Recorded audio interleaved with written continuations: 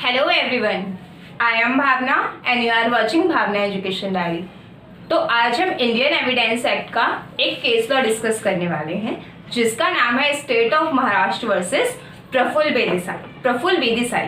तो ये वाला जो केस है ये section 273 of CrPC and Indian evidence act के सेक्शन 3 पर बेस्ड है, जिसमें इस बात को डिस्कस किया गया कि जो आपके एविडेंस होते हैं क्या वो वीडियो कॉन्फ्रेंसिंग के जरिए रिकॉर्ड किए जा सकते हैं या नहीं रिकॉर्ड किए जा सकते। तो स्टार्ट करते हैं इस केस के फैक्ट से, बट उससे पहले हमारे चैनल को सब्सक्राइब करना नहीं भूलिएगा। तो स्टार्ट करते हैं। इसमें जो कंप्लेनेंट होता है, कंप्लेनेंट की वाइफ को कैंसर होता है और यहाँ पे जो डॉक्टर ग्रीनबर्ग होते हैं वो ये सजेस्ट करते हैं कि जो कंप्लेनेंट की वाइफ है ये ऑपरेटेबल नहीं है और इनका जो ट्रीटमेंट है वो मेडिसिन के जरिए ही चलता रहेगा। अगर हमने ऑपरेशन किया तो वो सही नहीं होगा इनकी हेल्थ के लिए। तो यहाँ पे जो कंप्लेनेंट होते हैं इस बात से असंतुष्ट होकर यहाँ पे डॉक्टर ए के मुखर्जी के पास जाते हैं। डॉक्टर ए के मुखर्जी ये कहते हैं कि आपकी जो वाइफ है वो यहाँ पे ऑपरेटेबल है, यहाँ पे अगर उनके यूटेरस को रिमूव करके ऑपरेशन किया जाए तो वो बिल्कुल ठीक हो जाएंगी। तो यहाँ पे कंप्लेनेंट क्या करते हैं कि इस बात की परमिशन दे देते हैं और जैसे ही परमिशन देने के बाद ऑपरेशन होता है तो ऑपरेशन के बाद जो कंप्लेनेंट की वाइफ होती हैं उनकी कंडीशन बहुत बुरी हो जाती है। जो भी कुछ खा पी नहीं पाते और जो भी खाती पीती है वो सब बेकार होता है और वो बस इतनी बुरी उनकी कंडीशन हो जाती है कि उनकी डेथ हो जाती है। अब इस इतने फैक्ट के बाद जो है यहाँ पे कंप्लेनेंट जो है वो केस करते हैं डॉक्टर ए के मुखर्जी पे और ए के मुखर्जी यहाँ पे रिस्पोंडेंट है एंड कंप्लेनेंट इज यहाँ पे जो उसकी वाइफ के हस्बैंड है। तो यहाँ पर अब इन दोनों के बीच में केस तो शुरू हो गया। अब इस केस की प्रोसीडिंग्स जो है यहाँ पे प्रोसीडिंग्स के दौरान जो महाराष्ट्र मेडिकल काउंसिल है वो क्या करती है, यहाँ पे जो रिस्पोंडेंट यानी कि ए के मुखर्जी उनको गिल्टी मानती है। अब इसके प्रोसीडिंग्स के दौरान यहाँ पे डॉक्टर ग्रीनबर्ग की नीड होती है उनकी विटनेस की। तो यहाँ पे उनके स्टेटमेंट्स और एज ए विटनेस उनकी जरूरत होती है, क्योंकि यहाँ पे पहले डॉक्टर ग्रीनबर्ग ये कहते हैं कि मैंने यहाँ पे मना किया था कि ये ऑपरेटेबल नहीं है, तब भी आप मतलब दूसरे डॉक्टर जो है कहते हैं ये ऑपरेटेबल है, उसके बाद उनकी डेथ हो जाती है। तो कंप्लेनेंट की भी यही कंटेंशन होती है कि जब डॉक्टर ग्रीनबर्ग ने मना किया था उसके बाद डॉक्टर ए के मुखर्जी ने इस चीज़ को क्लियरली बोला कि ये ऑपरेटेबल है और उसके बाद मेरी वाइफ की डेथ हो गई। तो यहाँ पर अब इतनी सब चीज़ें तो ठीक है, बट प्रॉब्लम में स्टोरी में ट्विस्ट आता है जब यहाँ पे डॉक्टर ग्रीनबर्ग है वो इंडिया में आके स्टेटमेंट नहीं दे पाते क्योंकि वो यूएसए में होते हैं। अब यहाँ पे बात ये आती है कि अब इनकी स्टेटमेंट कैसे ली जाए।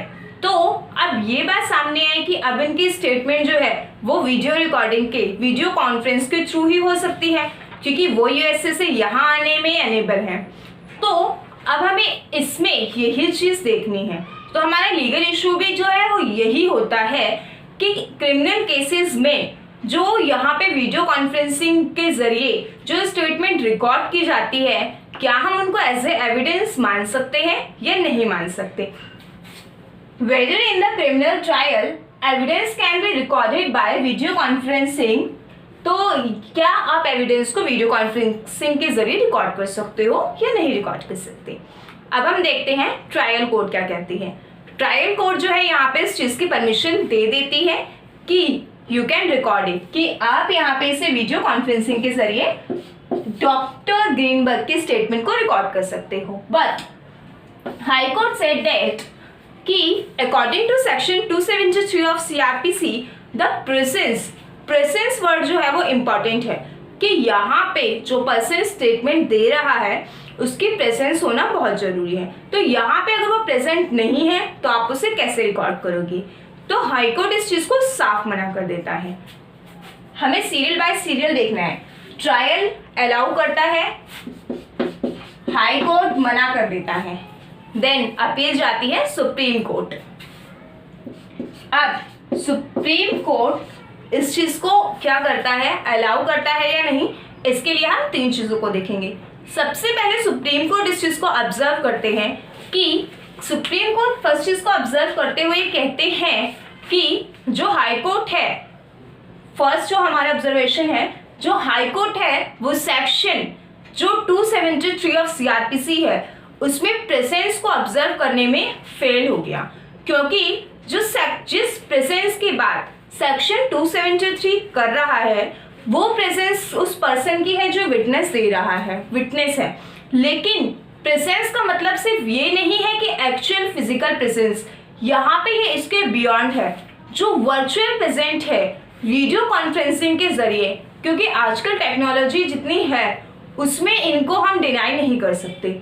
जो वीडियो कॉन्फ्रेंसिंग के जरिए है इसको भी हम एज ए बिल्कुल रियल यहाँ पे क्या ट्रीट करेंगे कि बिल्कुल रियल प्रेजेंस। और उसके साथ ही यहाँ पे इस सेक्शन को करने के बाद सेकेंड चीज यहाँ पे जो है सुप्रीम कोर्ट ऑब्जर्व करते हुए कहते हैं कि ये चीज बिल्कुल वैलिड है।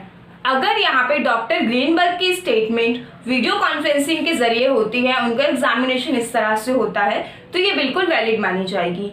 और यहाँ पे नेक्स्ट चीज ये कहती है सुप्रीम कोर्ट कि हाँ, यहाँ पे जो प्रेजेंस है वो वीडियो कॉन्फ्रेंसिंग के जरिए बिल्कुल एक्चुअल मानी जाएगी, रियल मानी जाएगी।